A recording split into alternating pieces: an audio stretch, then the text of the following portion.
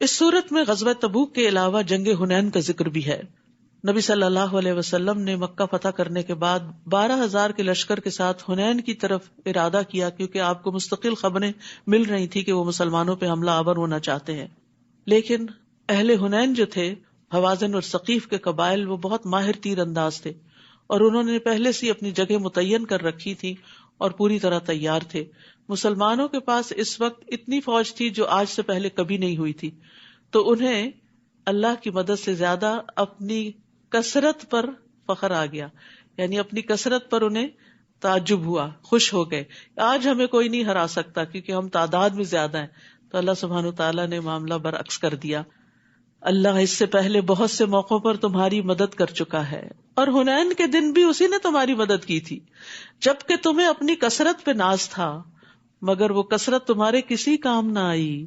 وسائل اسباب ضروری ہوتے ہیں لیکن ان پہ بھروسہ نہیں کیا جاتا، بھروسہ اللہ کی ذات پر ہوتا ہے۔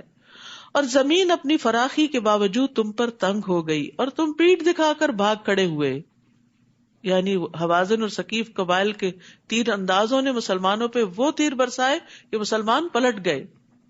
ثم انزل اللہ سکینتہ علی رسولہ وعلی المؤمنین، پھر اللہ نے اپنے رسول اور مومنوں پر تسکین نازل کی، سکینت اتاری، اور ایسے لشکر اتارے جو تمہیں نظر نہیں آتے تھے، یعنی فرشتوں سے مدد کی، اور کافروں کو سزا دی، اور کافروں کا یہی بدلہ ہے۔ یہاں بھی مسلمانوں کو کثیر تعداد میں جنگی قیدی اور مال غنیمت حاصل ہوا تھا، اور یہ سب اللہ کی مدد سے ہوا۔ پھر اس کے بعد اللہ جسے چاہتا ہے توبہ کی توفیق دے دیتا ہے، اور وہ درگزر کرنے والا اور رحم کرنے والا ہے۔ یہ حنین والے طائف کے علاقے کے لوگ تھے۔ آپ کو معلوم ہے طائف والوں نے نبی صلی اللہ علیہ وسلم سے کیا معاملہ کیا تھا، لیکن جب نبی صلی اللہ علیہ وسلم نے ان کے قیدی واپس کر دیے تو وہ کثرت سے مسلمان ہو گئے۔ یہ وہی لوگ جو کل تک آپ کے دشمن تھے، اور آپ کو کہا بھی گیا کہ آپ بدلہ لے سکتے ہیں ان سے، آپ نے فرمایا شاید ان کی نسلوں میں سے کوئی مسلمان ہو جائے۔ تو آج یہ لوگ مسلمان ہو گئے، اور پھر انہی کی نسلوں میں سے محمد بن قاسم اور بہت سے لوگ نکلے جو مسلمانوں کے لیے کامیابیوں کا ذریعہ بنے۔ اے ایمان والو، مشرک ناپاک لوگ ہیں، لہٰذا اس سال کے بعد وہ مسجد حرام کے قریب بھی نہ پھٹکنے پائیں۔ اب داخلہ بند کر دیا گیا۔ یہ ساری پریویلیجز، یہ ساری پروویژنز کیوں لی جا رہی ہیں واپس؟ تاکہ انہیں احساس ہو کہ وہ غلط کر رہے ہیں اور وہ ہدایت کی طرف پلٹ آئیں۔ اور اگر تمہیں مفلسی کا ڈر ہو کہ یہ نہیں آئیں گے تو بزنس کم ہو جائے گا، تو اللہ اگر چاہے تو جلد ہی تمہیں اپنی مہربانی سے غنی کر دے گا۔ یہ نہیں ہوں گے تو اور لوگ مسلمان ہو کر حج اور عمرے کے لیے آئیں گے اور تمہارا بزنس بڑھ جائے گا۔ اور اللہ سب کچھ جاننے والا اور حکمت والا ہے۔ کبھی ایسا بھی ہوتا ہے کہ اللہ سبحانہ وتعالیٰ کے راستے میں انسان کو دنیاوی مفاد سے پیچھے ہٹنا پڑتا ہے، پھر اللہ سبحانہ وتعالیٰ جو قسمت میں لکھا ہوتا ہے وہ دے دیتا ہے، کسی اور راستے سے دے دیتا ہے۔ جو ملنا ہے وہ تو مل کے رہنا ہے، اسے نافرمانی سے حاصل نہ کرے، اسے اللہ کی اطاعت سے حاصل کریں۔ تو رزق کی تقسیم مخلوق کے ہاتھ میں نہیں ہے۔ فقر سے مت ڈرو۔ مشرکین مکہ جو تھے وہ مکہ میں غلہ لاتے تھے، تو اب ان کو وہاں آنے سے روک دیا گیا، تو مسلمانوں کو ڈر ہوا کہ اب غذائی قلت ہو جائے گی، تو کہا گیا نہیں، اللہ اپنے فضل سے غنی کرے گا۔ اور پھر وہی ہوا، سارا عرب مسلمان ہو گیا اور مکہ کی طرف ہر طرف سے غلہ آنا شروع ہو گیا، دولت کی ریل پیل ہو گئی۔ اور اہل کتاب میں سے ان لوگوں کے ساتھ جنگ کرو جو نہ اللہ پر ایمان لاتے ہیں، نہ آخرت کے دن پر، نہ ان چیزوں کو حرام سمجھتے ہیں جو اللہ اور اس کے رسول نے ان پہ حرام کی ہیں، اور نہ ہی دین حق کو اپنا دین بناتے ہیں، یہاں تک کہ وہ اپنے ہاتھ سے جزیہ ادا کرے اور چھوٹے بن کر رہنا گوارا کر لے۔ یعنی مشرکین مکہ کے بعد اہل کتاب سے نمٹنے کی تلقین کی جا رہی، کیونکہ نبی صلی اللہ علیہ وسلم کو جزیرۃ العرب میں سب کو مسلمان کرنا تھا۔ یہودی کہتے ہیں عزیر اللہ کا بیٹا، اور عیسائی کہتے ہیں مسیح اللہ کا بیٹا ہے۔ یہ تو ان کے منہ کی باتیں ہیں۔ وہ ان کافروں کے قول کی ریس کر رہے ہیں جو ان سے پہلے تھے، کیونکہ مشرکین فرشتوں کو اللہ کی بیٹیاں قرار دیتے تھے، تو ان کے دیکھا دیکھی انہوں نے بھی کچھ ہستیوں کو اللہ کی اولاد قرار دے دیا۔ اللہ انہیں غارت کرے، یہ کہاں سے بہکائے جا رہے ہیں؟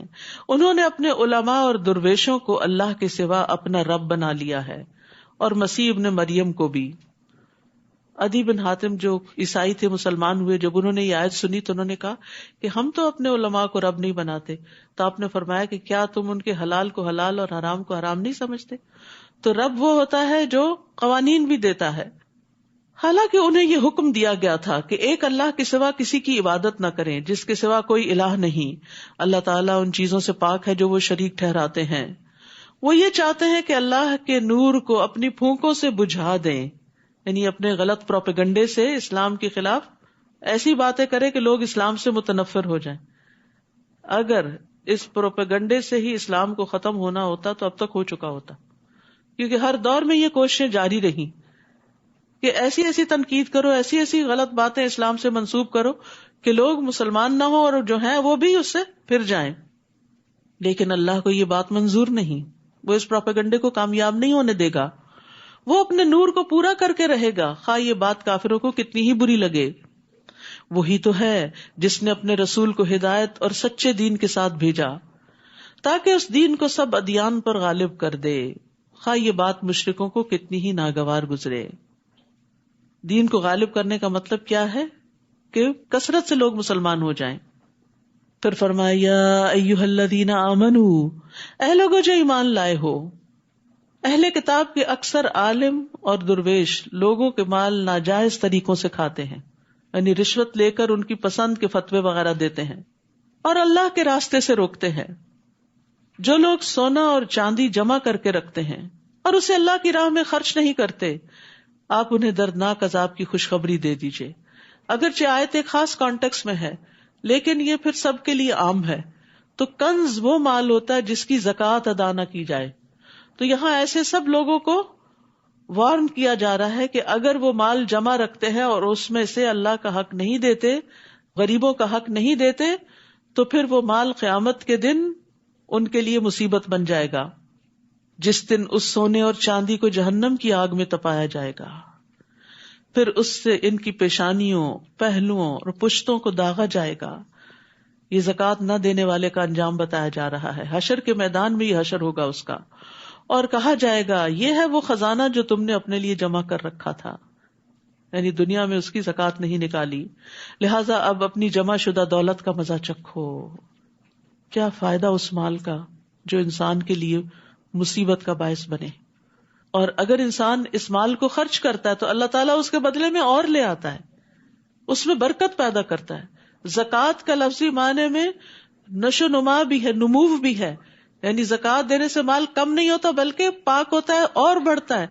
جیسے پودوں میں آپ نے دیکھا ہوگا کہ اچھے خاصے مفید پودے کے ساتھ جب بیڈز اگ آتی ہیں تو آپ ان کو نکال دیتے ہیں تو کیا ہوتا ہے؟ جو اصل پودا ہوتا ہے، اصل زر ہوتا ہے، وہ خوب مضبوط ہو جاتا ہے اور خوب پھل لاتا ہے۔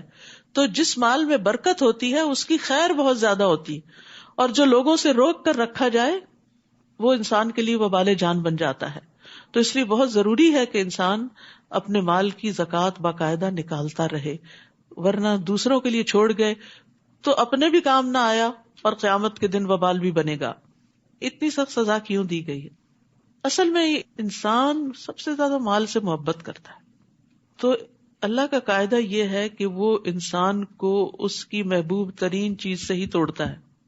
آپ تجربہ کر کے دیکھ لیں، جس انسان سے، جس چیز سے آپ جتنی زیادہ محبت کریں گے وہ آپ کے لیے اتنا بڑا فتنہ بنے گا، وہ آپ کا دل توڑنے والا بنے گا۔ مال سے زیادہ محبت کریں گے تو وہ مال آپ کے لیے مصیبت کا باعث بنے گا۔ تو محبوب چیز کے ذریعے ہی عذاب دیا جائے گا، کیونکہ ایک آگے وہ سونا اور چاندی گرم کر کے لگایا جائے گا۔ تو یاد رکھیے، جو شخص کسی چیز سے محبت کرے اور اسے اللہ کی اطاعت سے آگے کر لے، یعنی مثلاً بچہ اتنا پیارا ہے کہ اس کو بہلاتے، کھلاتے، پلاتے، اس کو سیر کراتے، نمازیں چھوڑ دے انسان، تو وہی بچہ سخت نافرمان ہوگا پھر اور مصیبت کا باعث بنے گا، کیونکہ اس کو بت کی طرح پالا، اللہ کا حکم پیچھے کیا اور اسی کو ہی دیکھتے رہے۔ اور اسی طرح باقی چیزیں بھی، ان عدت الشہور عند اللہ 12 شہرا فی کتاب اللہ، جس طرح اللہ نے آسمانوں اور زمین کو پیدا کیا اس دن سے اللہ کے نوشتے کے مطابق اللہ کے ہاں مہینوں کی تعداد 12 ہے۔ یہ جو سال کے 12 مہینے ہیں یہ کسی انسان نے ڈیوائس نہیں کیا، بلکہ ڈے 1 سے ہی 12 ہیں، جب سے یہ روایت چلی آ رہی ہے، جن میں 4 مہینے حرمت والے ہیں، یہی مستقل ضابطہ ہے۔ لہٰذا ان مہینوں میں قتال ناحق سے اپنے اوپر ظلم نہ کرو، اور مشرکوں سے سب مل کر لڑو جیسے وہ تم سے مل کر لڑتے ہیں، اور جان لو کہ اللہ متقین کے ساتھ ہے۔ مہینوں کو پیچھے ہٹا دینا ایک مزید کافرانہ حرکت ہے. اہل عرب کیا کرتے تھے؟ لڑائی کے بڑے دل دادا تھے. حرام مہینوں میں جنگ کرنا منع تھا، اور جب وہ حرام مہینوں میں لڑنا چاہتے تو حرام کو حلال کر لیتے اور حلال کو حرام کر لیتے. تو مہینوں کو آگے پیچھے کر دینا ایک مزید کافرانہ حرکت ہے جس سے کافر گمراہی میں پڑے رہتے ہیں. وہ ایک سال تو کسی مہینے کو حلال کر لیتے ہیں اور دوسرے سال اسی مہینے کو حرام کر دیتے ہیں تاکہ اللہ کے حرام کردہ مہینوں کی گنتی پوری کر لیں. یعنی 4 مہینے جو مقرر شدہ ہیں ان کی بجائے سال کے کوئی بھی 4 مہینے حرام بنا لیے اپنی مرضی سے.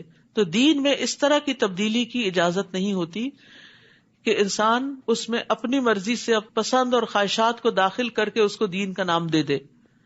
جیسے بنی اسرائیل نے ہفتے کے دن مچھلیاں پکڑ کر ہیلا سازی کی تھی، یہاں مشرکین عرب بھی یہی کر رہے تھے. اس طرح وہ اس مہینے کو حلال کر لیتے جسے اللہ نے حرام کیا تھا. ان کے لیے ان کے برے اعمال خوشنما بنا دیے گئے ہیں اور اللہ کافروں کو سیدھی راہ نہیں دکھاتا. یا ایھا الذین آمنوا، اے ایمان والو تمہیں کیا ہو گیا ہے جب تمہیں کہا جائے کہ اللہ کی راہ میں جہاد کے لیے نکلو تو تم زمین کی طرف بچھ جاتے ہو. اب غزوہ تبوک کی طرف اشارہ ہے. 600 میل دور اور پھر سخت گرمی کا موسم، کھجوروں کے باغ پکے ہوئے اور سب کو نکلنے کی دعوت دی گئی. یعنی یہ فرض درجے میں حکم تھا، یعنی فرض کفایہ نہیں تھا، لازم فرض تھا. تو اب سب کے لیے نکلنے میں مشکل ہوئی. کیا تم نے آخرت کے مقابلے میں دنیا کی زندگی کو پسند کر لیا ہے؟ دنیا کی رونقیں اور دنیا کے مال اور اسباب اور گھر اور آرام اور ٹھنڈا سایہ اور پانی اور سکون، بس یہی تمہارا مقصد زندگی بن کے رہ گیا؟ اپنے آرام کو قربان نہیں کرو گے؟ حالانکہ آخرت کے مقابلے میں دنیاوی زندگی کا فائدہ بالکل تھوڑا سا ہے. یہ چند دن کی راحت اور پھر ہمیشہ کی تکلیف. تو یہاں پر مسلمانوں کو دنیا کی راحت کو آخرت کی راحت پر مقدم کرنے کی وجہ سے ڈانٹ مل رہی ہے، کیونکہ آخرت کی راحت دنیا کی مشقت کے بغیر حاصل نہیں کی جا سکتی. یاد رکھیے. اور آئندہ آ رہے ہیں دن مشقت والے، دن بھی اور راتیں بھی، کھانا اور نیند اور آرام سب کچھ قربان اللہ کی خاطر. کیا حاصل کرنے کے لیے؟ آخرت کی جنت پانے کے لیے. نبی صلی اللہ علیہ وسلم نے فرمایا، جس نے دنیا طلب کی اس نے اپنی آخرت کو نقصان پہنچایا. دنیا سے مکمل طور پر تو کنارہ کش نہیں ہونا چاہیے، لیکن جہاں دین کا بڑا فائدہ ہو وہاں سے پیچھے بھی نہیں رہنا چاہیے. یعنی بعض اوقات دونوں چیزیں ساتھ ساتھ چل رہی ہوتی. کبھی ایسا بھی ہوتا ہے کہ ایک کو کمپرومائز کرنا پڑتا ہے، دین کو پیچھے چھوڑ دیتے ہیں لوگ، دنیا آگے کر لیتے. نہیں، دین کو پیچھے نہیں چھوڑنا. جس نے دنیا طلب کی اس نے اپنی آخرت کو نقصان پہنچایا، اور جس نے آخرت کا مطالبہ کیا، آخرت کی چاہت کی، اس نے اپنی دنیا کو نقصان دیا. کہیں نہ کہیں اس کی دنیا کو نقصان ہوگا. بس تم باقی رہنے والی آخرت کی خاطر فنا ہونے والی دنیا کا نقصان ہونے دو، کوئی بات نہیں.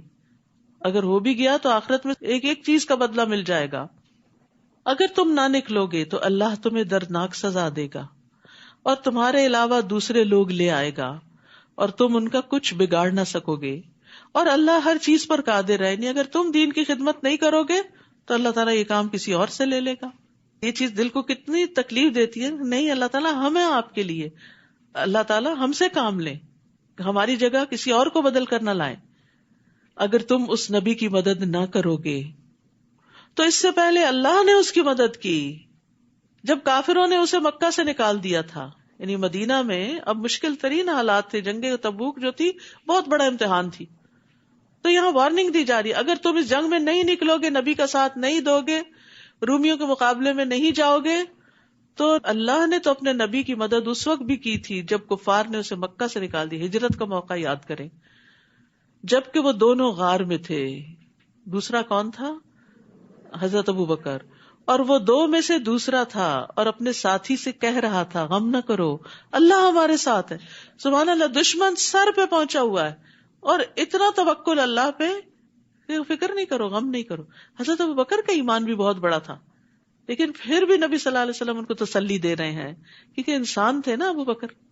اور پھر آپ دیکھیے کہ وتواصوا بالحق وتواصوا بالصبر ہر لیول پہ کرنے کی ضرورت ہوتی. ہم بعض اوقات اپنے بزرگوں کو، بڑوں کو، علماء کو، دین کی طرف بلانے والوں کو کسی مشکل وقت میں چھوڑ دیتے، ان کو تو سب کچھ پتا ہے، یہ تو خود ہی سمجھ جائیں گے. نہیں، وہ بھی بھولنے والے ہوتے ہیں. بعض اوقات سکھانے والے، پڑھانے والے جن کو پڑھاتے ہیں وہ زیادہ یاد رکھتے ہیں، اور مشکل وقت میں ان کو سبق زیادہ یاد آتا ہے کہ ہمارے دین کا حکم کیا ہے.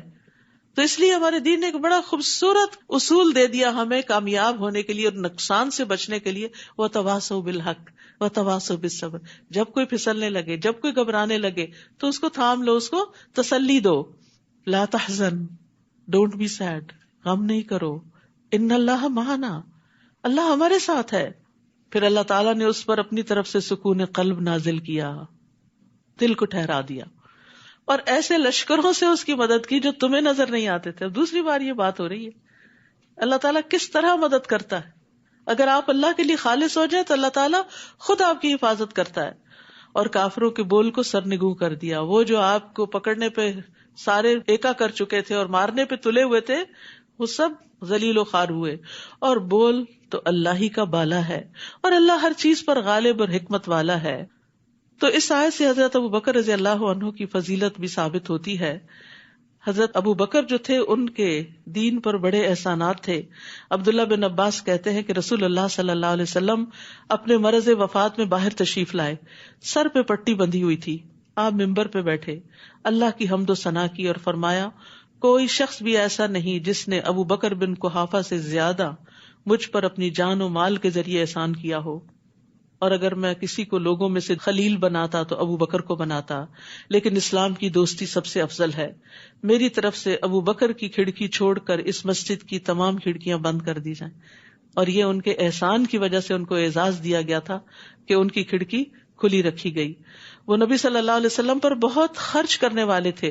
رسول اللہ صلی اللہ علیہ وسلم نے فرمایا، ابو بکر کے مال نے مجھے جتنا نفع پہنچایا اتنا کسی کے مال نے نفع نہیں پہنچایا. یہ سن کر ابو بکر رو پڑے اور عرض کیا، اللہ نے مجھے صرف آپ کے ذریعے فائدہ پہنچایا، اللہ نے مجھے صرف آپ کے ذریعے فائدہ پہنچایا، اللہ نے مجھے صرف آپ کے ذریعے فائدہ پہنچایا کہ آپ اسلام لے کر آئے، آپ دین لے کر آئے، ورنہ ہم جہالت میں ڈوبے ہوئے تھے. ابو بکر رضی اللہ عنہ رسول اللہ صلی اللہ علیہ وسلم کے ساتھ مکہ میں لازم ہو گئے تھے، ہر جگہ آپ کے ساتھ رہتے تھے. جب آپ تبلیغ کے لیے نکلتے ساتھ جاتے، آپ کو لوگوں کے قبائل کے بارے میں بہت معلوم تھا تو آپ کو گائیڈ کرتے کہ کس قبیلے سے کس طرح بات کی جائے. غار ثور میں بھی آپ کے ساتھی تھے، ہجرت میں بھی آپ کے ساتھی تھے. ہجرت کا حکم آنے سے 4 مہینے پہلے ہی اونٹنیاں پالنی شروع کر دی تھی، اس امید پہ کہ شاید مجھے بھی آپ کا ساتھ نصیب ہو جائے. پھر مدینہ میں بھی آپ کے ساتھ ہر جنگ میں حاضر رہے، بدر، احد، خندق، فتح مکہ، حنین، تبوک، کہیں بھی آپ کا ساتھ نہیں چھوڑا. یہ آپ کے ساتھ وزیر کی طرح تھے. اور پھر مرنے کے بعد بھی اللہ نے ان کو آپ کا ساتھ دیا. آج ہم سب گواہ ہیں کہ حجرہ مبارک میں آپ کی قبر نبی صلی اللہ علیہ وسلم کے ساتھ ہے. اس سے بڑا کسی کا مقام کیا ہو سکتا ہے کہ اس کو مرنے کے بعد اتنی اچھی عاقبت نصیب ہو اور اتنا اچھا ساتھ نصیب ہو، کیونکہ دنیا میں انہوں نے سخت ترین حالات میں آپ کا ساتھ دیا تھا. تو جو شخص دنیا میں قربانی کرتا ہے، دین کا مددگار بنتا ہے، انصار اللہ بنتا ہے، تو اللہ تعالیٰ دنیا میں بھی اور آخرت میں بھی اس کی مدد کرتا ہے. اور پھر یہاں لا تحزن، غم نہ کرو. غم جو ہے یہ انسان کی صلاحیتوں کو کھا جانے والا ہوتا ہے. اس لیے حد الوسع کوشش کرنی چاہیے کہ غم اور ڈپریشن سے انسان باہر نکلے. اس کے لیے دوا بھی کھائے، دعا بھی کرے، کوششیں بھی کرے، ہر طرح کی محنت کرے. اور دعاؤں میں خصوصی یہ دعا، اللہم انی اعوذ بک من الہم والحزن والعجز والکسل والبخل والجبن وضلع الدین وغلبۃ الرجال. اتنی جامع دعا ہے یہ. اے اللہ میں تیری پناہ مانگتا ہوں دکھ سے، غم سے، عاجزی سے، سستی سے، بخل سے، بزدلی سے، قرضداری کے بوجھ سے، اور ظالم کے اپنے اوپر غلبے سے. اور غم کے وقت اللہ ہی کو پکارنا چاہیے. نبی صلی اللہ علیہ وسلم پر پریشانی آتی تو آپ لا الہ الا اللہ العظیم الحلیم، لا الہ الا اللہ رب العرش العظیم، لا الہ الا اللہ رب السماوات ورب الارض ورب العرش الکریم پڑھا کرتے تھے. یہ دعائیں یہاں ایاک نستعین کتاب جو ہے اس کے اندر موجود ہیں، اور الگ کارڈز کی شکل میں بھی موجود ہیں. ہر وقت انسان اپنے بیگ میں یہ کہیں رکھے، جب کبھی دل پہ بوجھ آنے لگے، پریشانی آنے لگے، فوراً اللہ کو پکارے. رسول اللہ صلی اللہ علیہ وسلم کے الفاظ میں انفروا خفافا وثقالا وجاہدوا باموالکم وانفسکم فی سبیل اللہ ذالکم خیر لکم ان کنتم تعلمون. ہلکے بھی نکلو اور بوجھل بھی نکلو. آسانی یا مشکل ہے نکلو. سفر دور کا تھا لیکن مومنوں کو ابھارا گیا. اور اپنے اموال اور جانوں سے اللہ کی راہ میں جہاد کرو. یہی بات تمہارے حق میں بہتر ہے اگر تم جانتے ہو. تو اس آیت سے پتہ چلتا ہے کہ مال کے ساتھ جہاد کرنا نفس کے ساتھ جہاد کرنے سے زیادہ مقدم. یعنی دین کی سپورٹ میں اپنا مال نکالتے رہنا. یہ نہیں کہ کسی ایک دن نکال دیا کا کافی ہو گیا. ہر روز کچھ نہ کچھ نکالا کریں. جب جب موقع ہو نکالتے چلے جایا کریں تاکہ اللہ کے دین کو قوت حاصل ہو. تو یہاں اللہ سبحانہ و تعالیٰ نے دونوں کا ذکر کر دیا. بعض اوقات ہم صرف مال دے کے خود پیچھے ہٹ جاتے ہیں کہ ہم نے سپورٹ کر دیا نا کسی بھی کاز کو, کسی بھی مشن کو, اور ہمارے پاس ٹائم نہیں. ہم دنیا کمانے میں لگے ہوئے, یوں ہمارا مال لو تم لوگ وقت لگاؤ. اور وہ صرف چند لوگ گنتی کے رہ جاتے ہیں, پھر وہی ہر کام میں حاضر ہوتے ہیں جن سے سب کچھ کرنا بھی مشکل ہوتا ہے. جتنے زیادہ ہاتھ ہوں گے اتنا ہی کام جلدی نپٹے گا نا, اتنا ہی پھیلے گا, اتنا ہی بڑھے گا. تو صرف اپنا مال والنٹیئر نہیں کیا کریں, اپنا وقت بھی کیا کریں. کچھ نہ کچھ وقت خیر کے کسی کام میں ضرور لگایا کریں. اس سے آپ کے دل کی پریشانیاں ختم ہوگی. اور فی سبیل اللہ لگایا کریں, کیونکہ ہم بعضوں کا دین کے معاملے میں بھی کیا چاہتے ہیں, کچھ دنیا ملے گی تو ہم دین کے راستے میں آئیں گے. ٹھیک ہے, اگر آپ سارا کچھ چھوڑ کر صرف یہی کر رہے ہیں تو آپ کو کچھ حق بنتا ہے. مسلمانوں کو بھی غنیمت میں سے ملتا تھا. لیکن اگر اللہ نے آپ کو دوسرے وسائل سے بہت کچھ دیا ہوا ہو تو مال اور جان دونوں اس راستے میں لگائے اونچے درجے پانے کے لیے. لو کان عرضا قریبا وسفرا قاصدا, اگر دنیاوی فائدہ قریب نظر آتا اور سفر بھی واجبی سا ہوتا, یعنی 600-700 میل دور نہ جانا ہوتا, تو یہ منافق آپ کے ساتھ ہو لیتے, یہ بھی چل پڑتے کہ کچھ حاصل ہوگا, غنیمت ملے گی, کچھ لوٹ کر آئیں گے. مگر یہ مسافت انہیں کٹھن معلوم ہوئی تو لگے اللہ کی قسمیں کھانے. اگر ہم تمہارے ساتھ نکل سکتے تو ضرور نکلتے. بہانے کرنے لگے, قسمیں کھا کے اپنے عذر بتانے لگے. یہ لوگ اپنے آپ ہی کو ہلاک کر رہے ہیں. ایسی قسموں سے اللہ نہیں مطمئن ہوتا, اور اللہ خوب جانتا ہے کہ یہ لوگ یقیناً جھوٹے ہیں. اے نبی, اللہ آپ کو معاف کر دے. آپ نے انہیں کیوں پیچھے رہنے کی اجازت دی؟ حتیٰ کہ آپ پہ یہ واضح ہو جاتا کہ ان میں سے سچے کون ہیں اور جھوٹے کون. کیونکہ مومن تو چاہتے نہ چاہتے تیار ہو گئے, لیکن جو منافق تھے انہوں نے کوئی نہ کوئی بہانہ کر کے چھٹی لے لی. وہ آ کر اپنا کوئی عذر بیان کرتے تو نبی صلی اللہ علیہ وسلم دوسری طرف بازو کا منہ بھی کر لیتے اور کہتے ٹھیک ہے نہیں جاؤ, تمہاری مجبوری ہے. انسسٹ نہیں کرتے تھے. تو اللہ تعالیٰ فرما رہے کہ نہیں, ان کو چھٹی نہیں دی جانی چاہیے تھی. پھر پتہ چل جاتا کہ یہ کتنے مخلص لوگ ہیں. اور یہاں پر آپ دیکھیے کہ آپ کو تھوڑی سی تنبیہ کی جا رہی ہے, لیکن پہلے عفا اللہ عنہ کا کتنا پیارا انداز ہے. اللہ سبحانہ تعالیٰ نبی صلی اللہ علیہ وسلم کو کس طرح مخاطب کر کے ایک حکم دے رہے ہیں. جب کسی کو کچھ ذرا سی نصیحت کرنی ہو جو آپ کو اندازہ ہو کہ وہ اس کو اچھی نہیں لگے گی, تو پہلے اس کی خوبیوں کا ذکر کریں, پہلے اس کو دعا دیں, پہلے اس سے ہمدردی ظاہر کریں. اچھا, ہم میں سے بعض لوگ بڑی غلطی کرتے ہیں. میں ایک بات کہوں گی, آپ مائنڈ نہ کرنا, لا حول ولا قوت, پہلے ہی ایک تیر برسا دیتے ہیں. بندہ خوف زدہ ہو جاتا ہے, اللہ رحم کرے, پتہ نہیں کون سا پہاڑ ٹوٹنے لگا ہے, اور ساری توجہ اس پہ چلی جاتی ہے, اور وہ جو نصیحت کرنی ہوتی ہے ادھر دھیان کم ہی جاتا ہے, اور آپ کی بات افیکٹو ہی نہیں رہتی. قرآن یہ حکمتیں سکھاتا ہے. یہاں سے یہ سیکھیں, اگر آپ نے اپنے بچے کو بھی گھر سے شروع کریں, مشکل سے مشکل کام کہنا تو پہلے اس کی تعریف کریں, اس کا حوصلہ بڑھائیں, اسے کہیں کہ ماشاءاللہ فلاں جگہ فلاں وقت میں تم نے یہ کمال کر دکھایا, تو مجھے تم سے امید ہے کہ تم یہ کام بھی کر جاؤ گے, کیا خیال ہے, چلو یہ کرتے ہیں بس. اور وہ خوش ہو کے شروع ہو جائیں گے. لیکن ہم کہتے ہیں نکمے ہو, کچھ نہیں کیا, اب بھی تم سے کوئی توقع نہیں, لیکن یہ کہ کرنا ہی پڑے گا تمہیں. ایسے نہیں ہوتا, ہم اپنی بات خود ہی گنوا دیتے, یہاں پیچھے ہی پڑ جاتے ہیں, اور دوسرے کو سوچنے کا بھی موقع نہیں دیتے. تو جب مشکل ڈالنی ہو کسی پہ, پہلے آسانی سے بات کریں, پہلے ذہنی طور پہ تیار کریں. جب گراؤنڈ پریپیئر ہوتا ہے, زمین کو نرم کر لیا جاتا ہے, تو ہر طرح کا بیج قبول ہو جاتا ہے, اور پھر تھوڑا تھوڑا پانی بھی ڈالتے رہیں تاکہ وہ زمین نرم ہی رہے, پودا اگ سکے. ہم کیا کرتے ہیں, ایک دفعہ تعریف کی, اس کے بعد بھول گئے, اور اس کے بعد ڈانٹ ڈپٹ, پھر کام نہیں کیا. نہیں, پھر یاد دہانی بھی کرائیں کہ وہ جو کام تھا اس کا کیا بنا, کتنا ہوا. چلیں, اگر کوئی مشکل ہے تو مل کے سوچتے ہیں اور کرتے ہیں. تو اس طریقے سے راہیں ہموار ہو جایا کرتی ہیں. جو لوگ اللہ پر اور آخرت کے دن پر ایمان رکھتے ہیں وہ آپ سے ایسی رخصت نہیں مانگتے کہ انہیں اپنے اموال اور جانوں سے جہاد کرنے سے معاف رکھا جائے. وہ نہیں چھٹی مانگتے اور اللہ پرہیزگاروں کو خوب جانتا ہے.